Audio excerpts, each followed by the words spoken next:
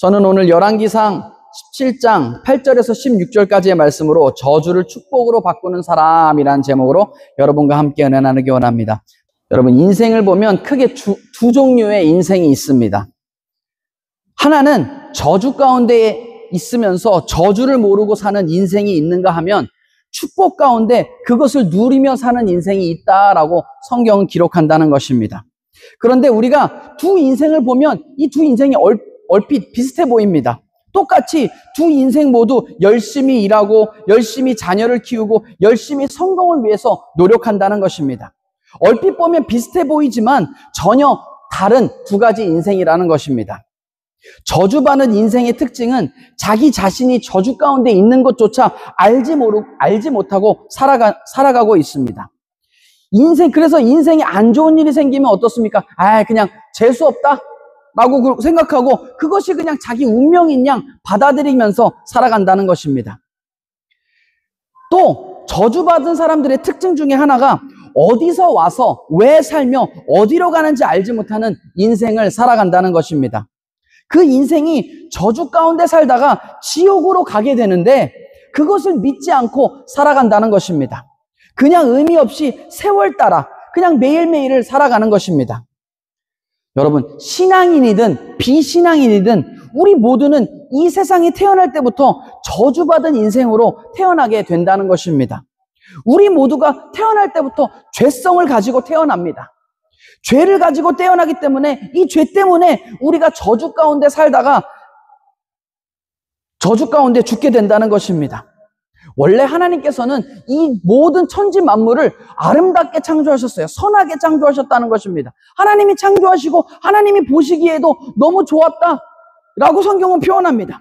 그리고 나서 아담과 하와, 인간을 창조하시게 됐는데 아담과 하와가 하나님과 같이 되려는 교만한 생각을 가지고 하나님을 배반합니다. 하나님께 죄를 지음으로 세 가지의 저주가 우리 인생 가운데 찾아왔다는 것입니다. 그 세 가지 저주가 뭐냐? 영의 저주, 환경의 저주, 육신의 저주가 찾아왔습니다. 영의 저주는 무엇이냐? 우리가 원래는 아담과 하와가 하나님께서 처음 인간을 창조하셨을 때는 우리의 영이 살아있습니다. 그래서 우리가 하나님과 정말 자유롭게 소통할 수 있고 자유롭게 하나님과 교제할 수 있었던 그런 존재였다는 것입니다. 그런데 아담과 하와가 범죄함으로 우리의 영의 저주가 찾아왔습니다. 우리의 영이 죽었다는 것입니다. 우리의 영이 죽었기 때문에 우리는 영이 죽은 상태로 태어난 겁니다. 아무리 우리가 노력해도 하나님을 알 수가 없고 알 방법도 없습니다. 하나님과의 교제가 이루어지지 않는다는 것입니다. 그것이 첫 번째 영의 저주입니다. 두 번째는 환경의 저주가 찾아왔습니다.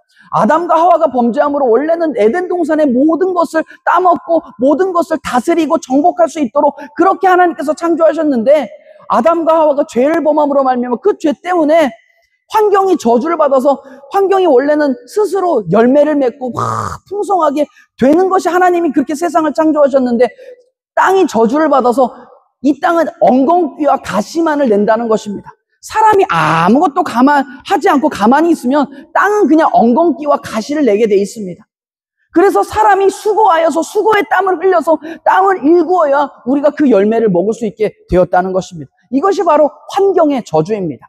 환경의 저주기 때문에 우리 환경은 어떻습니까? 우리가 그냥 아무것도 하지 않고 우리 그냥 아무것도 안 하는 그냥 인생을 살아가는 것 같은데 우리 인생이 괴롭습니다. 왜 그렇습니까? 우리 환경이 저주를 받았기 때문에 가시와 엉겅퀴에 찔려서 우리 삶이 고통을 받게 된다는 것입니다. 그리고 하나님은 아담과 하와를 영원히 살 수 있도록 그렇게 창조하셨는데 그들이 죄를 범함으로 말미암아 죄 때문에 육신의 저주가 찾아왔습니다. 흙에서 왔으니 우리가 흙으로 돌아가게 되는 저주를 받았다는 것입니다. 우리가 죽게 되는 저주를 받게 됩니다. 그렇기 때문에 우리 육신에 병이 오고 그런 질병과 병 때문에 우리가 또한 죽어가고 우리가 늙어가고 죽게 된다는 것입니다. 이것이 세 가지 죄로 인해 우리에게 찾아온 세 가지 저주인 것입니다. 그런데 이런 우리들을 하나님께서 불쌍히 여기셔서 하나님께서 자신의 독생자 예수를 보내주시고 예수님을 믿는 사람마다 이 모든 저주가 축복이 되게 하셨습니다. 그래서 우리의 죽었던 영혼이 예수 믿음으로 다시 살아났습니다. 살아나서 우리가 기도할 때에 하나님께서 우리의 기도를 들으신다는 것입니다. 여러분, 이게 큰 축복입니다. 원래 저주 가운데 있으면 우리가 아무리 하나님을 찾으려 노력해도 하나님을 찾을 수도 없고, 우리가 아무리 기도한들 하나님께 상달되지 않는데, 예수님을 믿음으로 말미암아 우리의 영을 살려주셨습니다. 그러므로 우리가 하나님과 교제할 수 있고 하나님 앞에 나아갈 수 있게 되었다는 것입니다. 이것이 바로 영의 축복입니다. 또한 환경의 축복을 주셨습니다. 환경의 축복을 주시고 우리 육의 축복을 주셨는데, 하나님께서 우리의 영혼이 잘됨 같이 범사가 잘되고 강건한 그런 축복을 주셨다는 것입니다. 그렇기 때문에 여러분, 예수 믿는 사람은 이 모든 저주에서 해방되어 축복의 자녀로 바뀐 사람들입니다. 그래서 예수 믿은 사람은 축복받은 사람이요, 하나님께서 주시는 축복을 누리며 사는 그런 사람들인 것입니다. 반면에 아직 예수를 믿지 않은 사람들은 아직도 저주 가운데 놓여 있고 그 마귀의 영향력 가운데서 벗어나지 못한 사람들이라는 것입니다. 아무리 물질이 많고 가진 것이 많고 뭐 건강해 보이고 성공한 것 같지만 그 인생이 실패한 인생이라는 것입니다. 여러분, 돈 많은 거 아무리 많이 갖고 뭐 아무리 건강한들 한들 그 사람 뭐 200년 살겠습니까? 다 죽습니다. 죽어서는 그 사람들 어디 가겠습니까? 어디로 가는지 알지 못하는 인생을 살아간다는 것입니다. 실패한 인생이라는 것입니다. 또한 저주로 인해 미래가 없는 것입니다. 어디에서 와서 왜 살며 어디로 가는지 알지 못하기 때문에 미래와 소망이 없습니다. 저주로 인해 마귀의 영향력 안에 있고 마귀에게 속박되어 살아간다는 것입니다. 아무리 노력을 해도 이 저주를 빠져나올 해결책이 없다는 것입니다. 오직 예수 그리스도만이 이 모든 저주의 문제를 해결해 주실 수 있는 유일한 해결책인 것입니다. 여러분, 신앙이 무엇입니까? 신앙인은 이 모든 저주의 문제가 해결받은 사람입니다. 다시 말해서 저주에서 축복으로 삶이 바뀐 사람들이고 하나님의 자녀된 사람들이라는 것입니다. 그런데 거기에 머물러 있는 것이 아니라 저주를 축복으로 바꿀 수 있는 능력을 우리에게도 허락해 주셨다는 것입니다. 나의 저주뿐만 아니라 내가 서 있는 그 모든 곳을 축복으로 바꾸는 그런 능력을 가진 사람들이 바로 저와 여러분인 것입니다. 우리 안에 그런 초자연적인 능력을 허락해 주셨습니다. 우리 안에 계시는 예수님께서 우리에게 능력을 주시기 때문에 우리도 저주를 축복으로 바꿀 수 있게 되는 것입니다. 또한 이를 위해 주님께서 우리를 부르셨다는 것입니다. 오늘 본문 열왕기상 17장은 선지자 엘리야가 처음 등장하는 장면입니다. 등장하는 장입니다. 이때의 배경을 살펴보면 북이스라엘과 남유다로 갈라집니다. 한 나라가 남북한으로 갈라지죠. 갈라지고 이 북이스라엘에 대한 이야기를 하고 있습니다. 이 북이스라엘에 아합이란 왕이 됩니다. 아합이란 사람이 왕이 됩니다. 아합이란 사람이 왕이 됐을 때 이 사람이 어떻게 하냐, 자기네 그 정치적 외교적 그 세력을 강화하기 위해서 동맹국이었던 시돈이라는 나라와 동맹을 맺고 그 시돈 왕 엘바알이라는 사람 왕의 딸 이세벨이라는 여자와 결혼합니다. 정약 결혼을 하죠. 그래서 이로 인해서 우상 바알과 아세라 숭배가 공식적으로 도입되는 계기가 되었다는 것입니다. 이때 북이스라엘은 정치적으로나 외교적으로는 가장 강성한 나라가 됩니다. 반면에 영적으로는 가장 타락한 시기였다는 것입니다.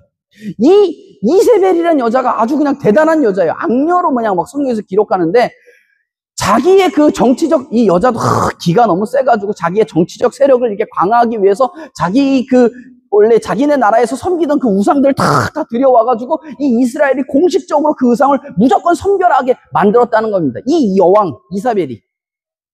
그래가지고는 그 바알과 아세라 숭배가 막 공식화되어지고 공식적으로 도입되어지는 계기가 되었다는 것입니다.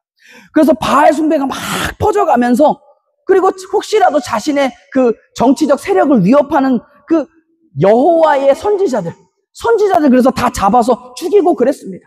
박해하고 죽이기까지 했다는 것입니다. 열왕기상 16장 33절에 이렇게 기록합니다. 아합이 그 이전의 모든 사람보다 이스라엘 하나님 야훼를 더욱 노하게 하였더라 라고 기록합니다. 이게 그러니까 영적으로 가장 어두운 시기였다는 것입니다. 즉 우상 숭배의 절정기 속에 이 엘리야가 탁 처음으로 등장하고 있는 것입니다. 뭐 이 엘리야 하면은 막 바알에 한 400명, 800명 선지자들과 탁 하늘에서 불을 떨어뜨려서 대결한 그런 선지자로 많이 알려져 있습니다. 이 선지자 엘리야는 처음 등장하자마자 어떻게 하냐? 아방에게 쭉 가가지고 이렇게 말을 전합니다. 열왕기상 17장 1절입니다. 같이 읽겠습니다. 시작. 길르앗에 거주하는 자 중에 디셉 사람 엘리야가 아합에게 말하되 내가 섬기는 이스라엘의 하나님 야훼께서 살아계심을 두고 맹세하노니 내 말이 없으면 수년 동안 비도 이슬도 있지 아니하리라 하시니. 하나님께서 엘리야에게 말씀을 주십니다. 이 땅에 극심한 가뭄이 있을 거고 내 말이 있기 전까지는 이 땅에 이슬 한 방울도 내리지 않을 거다 라는 얘기를 아하방에서 가서 하라 그랬습니다. 그래서 엘리야가 아하방에 가서 그 얘기를 담대하게 탁 합니다. 이렇게 우상숭배로 죄가 만연했던 시대에 참된 축복과 그 비를 주관하시는 분이 바로 하나님이심을 선포하게 했다는 것입니다. 여러분, 축복과 비를 주관하시는 분은 하나님 한 분이신 것입니다. 그래서 그 땅에 가뭄이 너무나 심해지니까 하나님께서 엘리야에게 뭐라고 그러시냐? 야, 너 동쪽 저쪽에 그릿 시냇가라는 데가 있는데 그리로 가라. 이렇게 얘기하십니다. 그래서 엘리야가 그 말씀 순종해서 그릿 시냇가로 가서 그곳에서 머뭅니다. 머무니까 거기서는 시냇물이 흘러서 거기서 물을 마시게 되고, 그리고 밤낮으로 어떻게 되냐? 까마귀가 와가지고 빵도 날라다 주고 고기도 날라다 주고, 그래서 그 엘리야가 그걸 그냥 막 공짜로 주워 먹었습니다. 하나님께서 다 입히시고 먹이시고 해서 거기서 생명을 유지하고 살 수 있었다는 것입니다. 근데 얼마 안 있어서 계속 가뭄이 일어나니까 그 시냇물도 말라버리게 됩니다. 말라버리니까 이제 어떻게 하시냐? 하나님께서 엘리야에게 다른 곳으로 가라 그러시는데 어디로 가라 그러시냐? 9절에 기록합니다. 9절 같이 읽겠습니다. 시작. 너는 일어나 시돈에 속한 사르밧으로 가서 거기 머물라. 내가 그곳 과부에게 명령하여 내게 음식을 주게 하였느니라 라고 기록합니다. 여러분, 이 하나님의 음성을 듣는 게 이게 쉽지 않습니다. 뭐 저도 목사지만 하나님의 음성을 듣고 싶어요. 저 하나님의 음성을 항상 듣고 싶은데 항상 얘기해 주시지 않으세요? 그렇게. 근데 하나님이 얘기해 주십니다. 말씀을 통해서, 환경을 통해서, 말씀에 정말 레마의 말씀, 그 감동 막 제 마음과 생각을 후벼파는, 막 찔르고 후벼파는 그런 말씀을 주시는데, 하나님의 말씀 주시는 게 이게 막 우리가 기다리고 하나님께 간구하고 매달리고 그렇게 해야지 하나님이 이제 우리한테 이제 주실까 말까인데 사실은. 근데 하나님의 음성을 이 엘리야도 거기서 쉬면서 며칠 못 들었어요.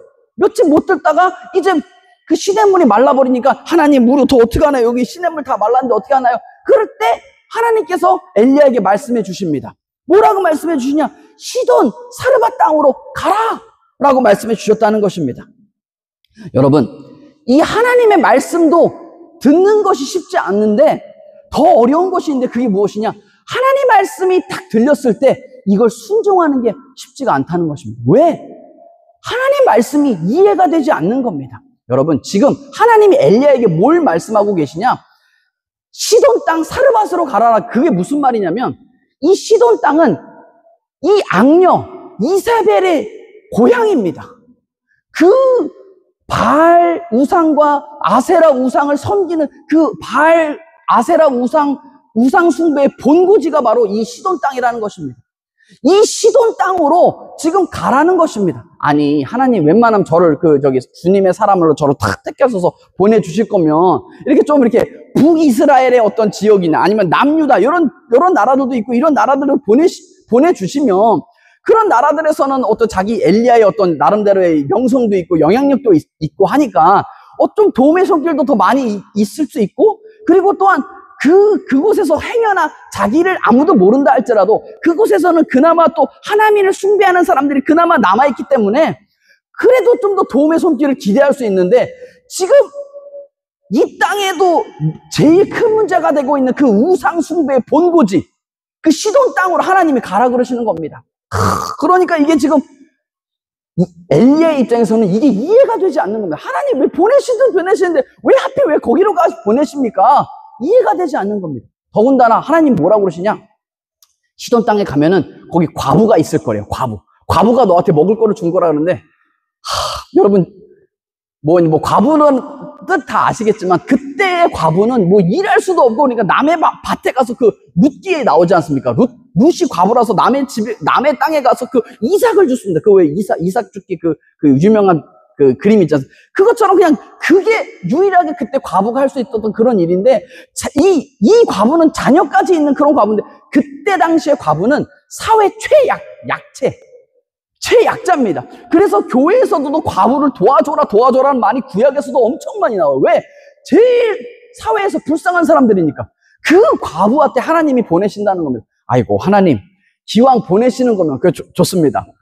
시돈 땅으로 제가 가겠습니다. 시돈 땅으로 가서 보내셔서 가시는 거면, 저를 보내시는 거면, 아니, 기왕이면 좀 이렇게 부유한 사람, 좀 뭐 넉넉한 사람, 그런 사람한테 보내셔가지고, 거기서 이제 그 사람을 축복해주면서, 이렇게, 같이 뭐 먹고 살 수 있도록 하시면 얼마나 좋아요. 그런데 그 우상 숭배의 본고지로 보내시면서 그 땅에서 과부한테 엘리야를 보내셨다는 것입니다. 여러분, 하나님의 음성을 들어도 이해가 되지 않는 겁니다. 근데 많은 때에 하나님의 음성은 이해가 되지 않는다는 것을 성경을 이야기해 주고 있습니다. 많은 때에 성경은 하나님이 얘기하시는 게 이해가 되지 않는다는 것입니다. 하나님의 말씀을 듣고 하나님의 음성을 들었는데 엘리야가 이제 이해가 되지 않는 것입니다. 그래서 하나님의 음성을 기다렸는데 그렇게 가라고 그러시니까 자기는 근데 하나님의 종으로서 초이스가 없죠. 선택의 여지가 없습니다. 그래서 그 하나님의 말씀을 순종합니다.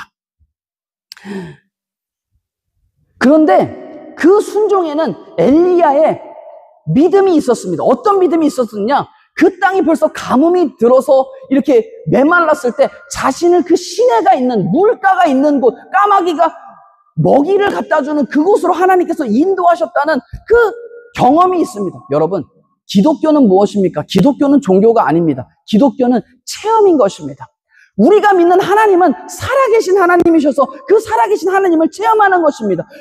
엘리야의 신앙이 어떻냐? 살아계신 하나님을 원래 경험하고 그래서 이제 선지자가 되었지만 이 가뭄에 메말른 땅에서 자기를 어떻게 인도하시는지 자신의 인도하심을 자기가 경험했다는 것입니다. 그 시냇가에서 물을 먹으면서 까마귀를 통해서 자기가 먹을 것과 고기까지 이렇게 물어다 주는 자기를 먹이시고 입히시는 그 하나님의 공급하심을 경험했다는 것입니다. 그렇기 때문에 군소리하지 않고 이게 어디서 나오냐? 하나님은 좋으신 하나님이다라는 믿음에서 나온다는 것입니다. 여러분, 우리가 믿는 하나님은 좋으신 하나님이십니다. 우리가 믿는 하나님은 단 요만큼도 악하거나 나쁜 그런 게 없으신 분이십니다. 우리에게 좋은 것 주기 원하시고 우리에게 아름다운 것, 선한 길로 인도해 주시는 분이십니다. 이러한 믿음이 있었기 때문에 엘리야가 그 말을 믿고 시돈 땅으로 가게 됩니다. 그렇기 때문에 성경은 뭐라고 그러시냐? 히브리서 11장 6절에 이렇게 기록합니다. 같이 읽겠습니다. 시작. 믿음이 없이는 하나님을 기쁘시게 하지 못하나니 하나님께 나아가는 자는 반드시 그가 계신 것과 자기를 찾는 자들에게 상 주신 이심을 믿어야 할지니라 라고 기록합니다.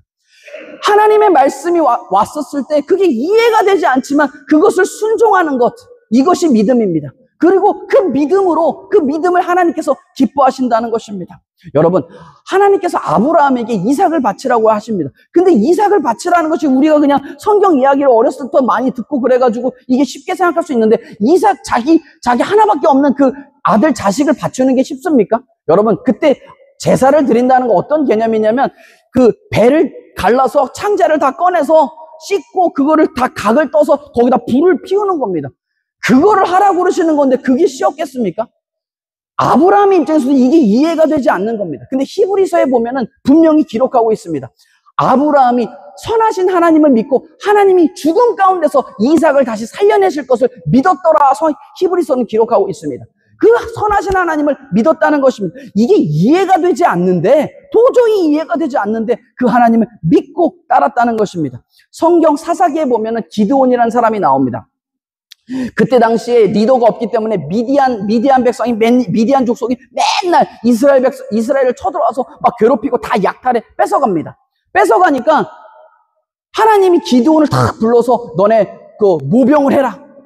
병사를 모아라. 그래서 병사를 다 이스라엘에서 모았습니다. 모으니까 12지파 중에서 병사가 다 모였는데 몇 명이 모였냐? 22,000명이 모였습니다. 근데 그때 당시에 미디안의 총 병력은 13만이었습니다. 13만. 거의 뭐 지금 몇 배, 10배 이상의 지금 병력이 더 많은 게임이었습니다. 그런데 22,000명이 모였을 때 하나님 뭐라 하시냐? 야, 지금도 너무 많다. 돌려보내라.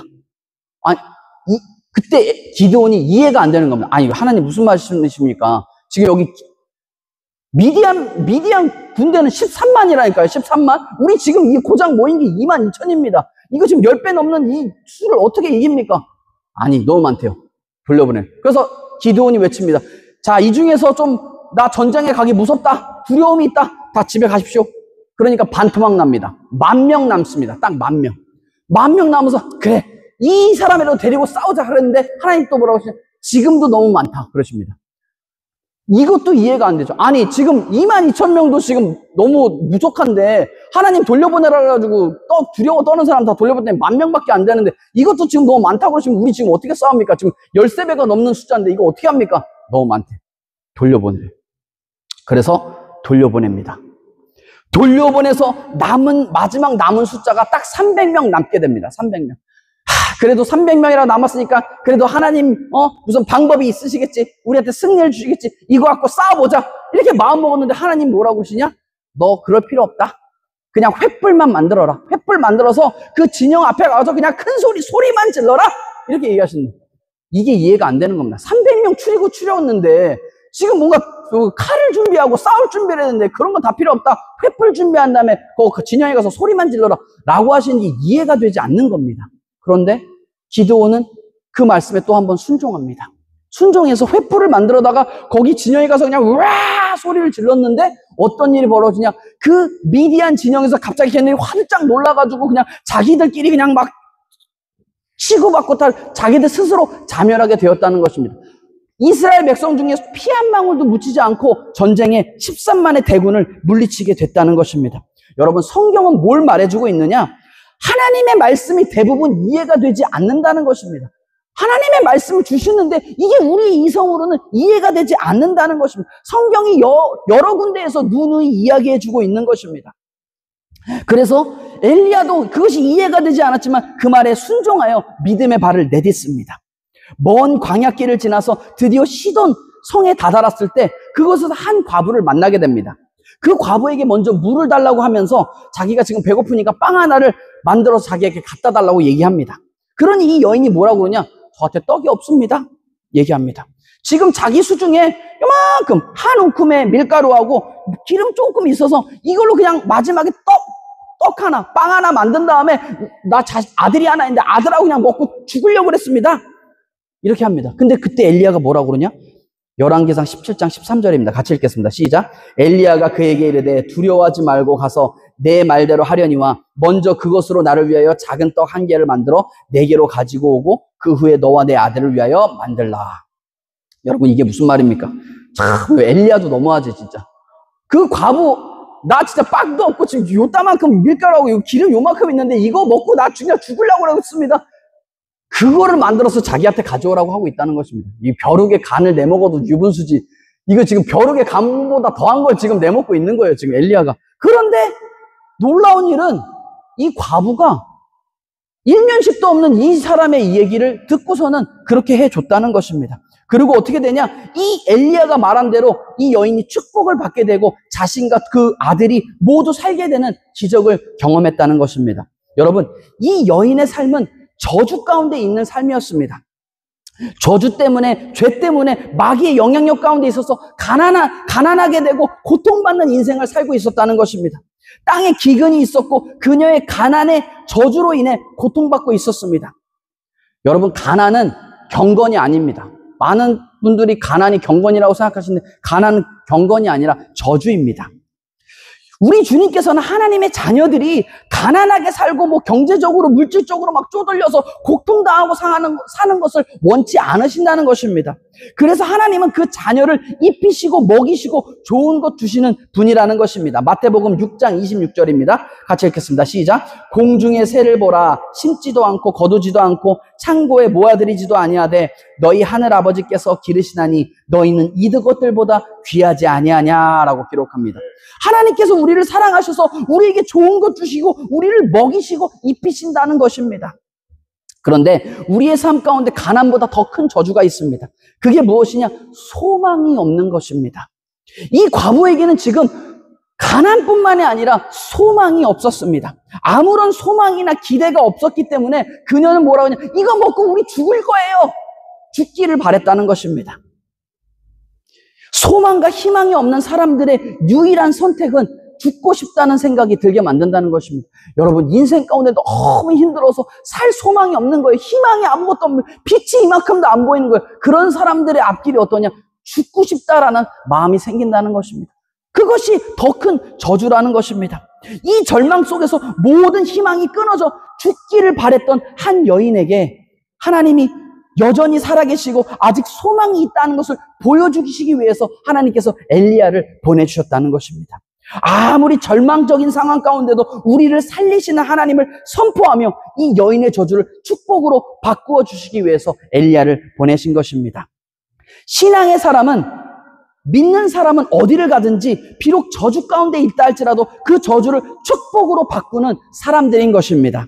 왜 그렇습니까? 내 안에 예수 그리스도가 모든 저주를 축복으로 바꿔주시기 때문인 것입니다.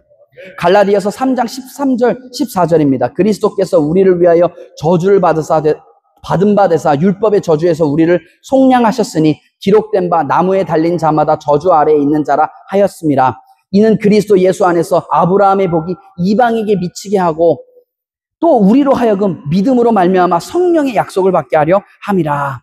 무슨 말이냐? 예수님께서 우리의 모든 죄를 짊어지시고 십자가에 달려 돌아가셨다는 것입니다. 그러므로 예수님을 믿는 사람마다 누구든지 아브라함의 축복을 더하게 하셨다는 것입니다. 그렇기 때문에 예수 그리스도가 우리에게 임하시면 어떠한 저주도 축복으로 변하게 되는 것입니다. 여러분, 복음의 위대한 능력이 무엇입니까? 바로 저주를 축복으로 바꾼다는 것입니다. 저와 여러분은 저주를 축복으로 바꾸는 사람들입니다. 이게 우리의 본분인 것입니다. 우리가 능력이 있어서가 아니라 우리 안에 있는 예수 그리스도께서 모든 저주를 축복으로 바꾸어 주시는 것입니다. 그렇기 때문에 우리의 삶 가운데 병이 치료되고 관계가 회복되고 물질의 복을 누리고 소망이 없는 사람이 소망이 생기게 되고 미움과 질투와 시기가 사랑으로 바뀌게 된다는 것입니다. 이런 역사가 우리를 통해 일어나는 것입니다. 저와 여러분은 저주를 축복으로 변하게 하는 사람들입니다. 그냥 축복받은 사람에서 끝나는 것이 아니라 저주를 축복으로 바꾸는 사람들입니다. 그러면 저주를 축복으로 바꾸는 사람들은 어떤 사람일까? 첫 번째, 저주를 축복으로 바꾸는 사람은 하나님이 보내신 자리에 갈 줄 알아야 합니다. 따라해 보겠습니다. 저주를 축복으로 바꾸는 사람은 하나님이 보내신 자리에 갈 줄 알아야 합니다. 우리 주님께서 우리의 처지와 형편을 다 알고 계십니다. 주님이 우리를 보내셨을 때는 특별한 이유가 있기 때문에 보내신다는 것입니다. 그 자리가 비록 우리가 원치 않는 자리라 할지라도 우리 이성으로는 이해가 되지 않는다 할지라도 우리가 원하는 환경이 아니라 할지라도 그 자리에 가는 믿음의 순종이 있어야 한다는 것입니다. 오늘 본문에 보면 엘리야도 이성적으로 왜 하나님이 나를 여기로 보내시는지 이해가 되지 않았다는 것입니다. 그럼에도 불구하고 그 말씀에 순종했더니 하나님의 역사가 일어나고 그 과부가 하나님께 나와서 기적을 체험하게 되는 놀라운 일이 일어나게 됐다는 것입니다. 그럴 때에 하나님께서 보내주신 곳을 순종함으로 따라갈 때에 하나님께서 모든 저주를 축복으로 바꾸어 주신다는 것입니다. 둘째로는 저주를 축복으로 바꾸는 사람은 긍정의 말을 선포할 줄 알아야 합니다. 따라해 보겠습니다. 저주를 축복으로 바꾸는 사람은 긍정의 말을 선포해야 합니다. 여러분, 말이 인생을 좌우하는 것입니다. 우리가 말을 바로 하면 우리의 생각이 바뀌고 환경이 바뀌게 됩니다. 누군가를 싫어하는 사람이 있어서 그 싫어하는 사람을 자꾸 욕하고 싫어하는 부정적인 얘기를 하게 되면 그 사람이 더 싫어지는 것입니다. 반면에 어떤 사람을 좋아하고 그 사람을 칭찬하고 하면 할수록 그 사람이 더 좋아지게 된다는 것입니다. 여러분, 믿음의 세계는 이성의 세계와는 다른 것입니다. 말이 지배하는 세계, 심지어는 이성의 세계에도 말의 중요성을 얘기하죠. 그런데 영적인 세계에서는 이 말의 중요성이 더 크다는 것입니다. 이 말을 통해서 영적인 능력이 체험되는 것입니다. 선포를 통해서 우리가 치유받고 회복되고 축복의 통로가 되고 능력을 경험하게 되는 것입니다. 보이지 않는 그 말이 영적인 흐름을 좌지우지한다는 것입니다. 여러분, 영적인 흐름이라는 것이 있습니다. 그냥 우리가 이성적으로 생각할 때도 서점에 많이 가보십시오. 말에 대한 중요성을 얘기하는 예수님 한마디, 종교에 대한 이야기 한마디도 없이 말에 대한 중요성을 이야기하는 책들이 많이 있습니다. 그 이성의 그 세상에서도 그 말의 중요성을 강조하지만 영적인 세계에서는 더 중요하다는 것입니다. 여러분, 우리가 여기 예배당이 있어서 여기 이 예배당에서 예배를 드리니까 이제 여기서 우리가 이제 여기 교회라고 그러고 예배를 드리지 않습니까? 근데 교회는 사실 건물이 아닙니다. 교회는 사람입니다. 우리가 교회인 것입니다. 우리가 교회이기 때문에 우리가 지금 여기 7구 밖에 나가가지고 텐트 하나 쳐놓고 거기서 예배 드려도 거기가 교회가 되는 겁니다. 믿으시겠죠?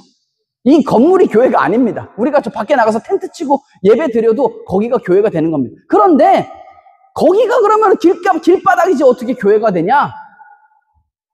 누군가, 목사가 아니어도 누군가 그 앞에 서서 자, 지금부터 예배를 시작하겠습니다 라고 하는 겁니다. 두세 사람이 예수님의 이름으로 모인 곳에 주님의 영이 함께 하십니다 라고 선포하는 순간 그곳이 거룩한 곳으로 바뀌게 되는 것입니다. 왜? 우리의 말에 능력이 있습니다. 우리의 말을 통해서 성령님께서, 하나님께서 역사하신다는 것입니다. 그렇기 때문에 우리의 말은 능력이 있고 영적인 흐름을 바꾼다는 것입니다. 그렇기 때문에 우리가 구역 모임이나 셀 모임 같은 거 하잖아요. 그런데 거기서 우리가 정말 긍정적인 이야기를 하고 축복의 이야기를 하면 벼랑간 그 모임의 분위기가 바뀌어진다는 것입니다. 왜 그렇습니까? 우리의 말에 능력이 있기 때문에, 또한 그 말이 우리의 생각과 우리의 행동을 지배하기 때문이라는 것입니다. 뇌과학을 연구하는 분들이 그러시더라고요. 우리 뇌에는 어느 중추신경이 있는데 이 중추신경이 모든 다른 신경을 지배한다라고 그러시더라고요. 근데 그 중추신경이 어디냐? 언어 중추신경이라는 것입니다. 언어 중추신경.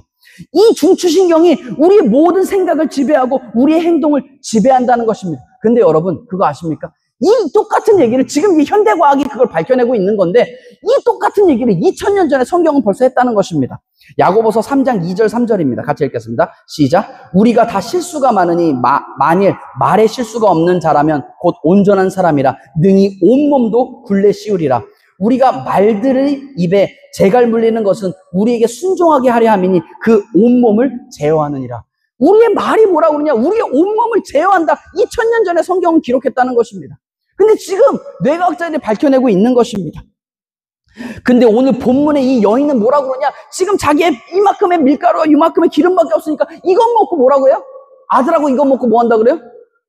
죽겠다라고 얘기를 하는 겁니다. 그러니까 어떻습니까? 이 여인과 이 아들은 벌써 무서워요. 벌벌벌 떱니다. 이 빵 먹기 싫어. 이 빵 먹고 죽을 것 같으니까. 벌써 내가 이 빵 먹고 난 죽으려고 그런다 라고 하는 순간 우리의 세포와 온 몸이 벌써 그 죽을 준비를 하고 있다는 것입니다. 그럴 때 엘리야가 탁 와서 뭐라고 그러냐? 두려워하지 말라라고 위로해 줍니다. 그리고 하나님의 말씀을 전해주면서 너가 순종하면 이 땅에 비가 내리는 날까지 너의 그 밀가루통과 기름통에 그 밀가루와 기름이 떨어지지 아니하리라 라고 축복의 말을 선포해 줍니다. 여러분, 믿음은 어디서 오나요? 믿음은 들음에서 온다고. 이 희망의 말을, 하나님의 말씀을 엘리야가 탁 하는 순간 나 죽을 겁니다 하는 그 여인이 희망이 생겨납니다. 신약 같은 희망이 생겼다는 것입니다. 그 희망 때문에 이 엘리야에게 자기의 마지막 남은 그 밀가루와 기름을 써서 빵을 만들어다 줍니다. 그 결과 그 여인이 기적을 경험했다는 것입니다. 여러분, 긍정의 말로, 위로의 말로, 하나님의 말씀으로 저주를 축복으로 바꾸시는 저와 여러분 되시기를 주님의 이름으로 축원드립니다. 마지막으로 저주를 축복으로 바꾸는 사람은 신앙에 도전을 하는 사람입니다. 따라해 보겠습니다. 저주를 축복으로 바꾸는 사람은 신앙에 도전을 하는 사람입니다. 13절을 같이 보겠습니다. 13절 시작. 엘리야가 그에게 이르되 두려워하지 말고 가서 내 말대로 하려니와 먼저 그것으로 나를 위하여 작은 떡 한 개를 만들어 내게로 가지고 오고 그 후에 너와 내 아들을 위하여 만들라. 여러분, 제가 아까도 말씀드리면 이게 무슨 말입니까? 자기 이거 조금밖에 없다는 건데 이 과부한테 지금 벼룩의 간을 빼먹고 있는 겁니다. 지금 그거 자기한테 가져오라고 얘기하고 있다는 것입니다. 그런데 엘리야는 뭐라고 그러는 거냐?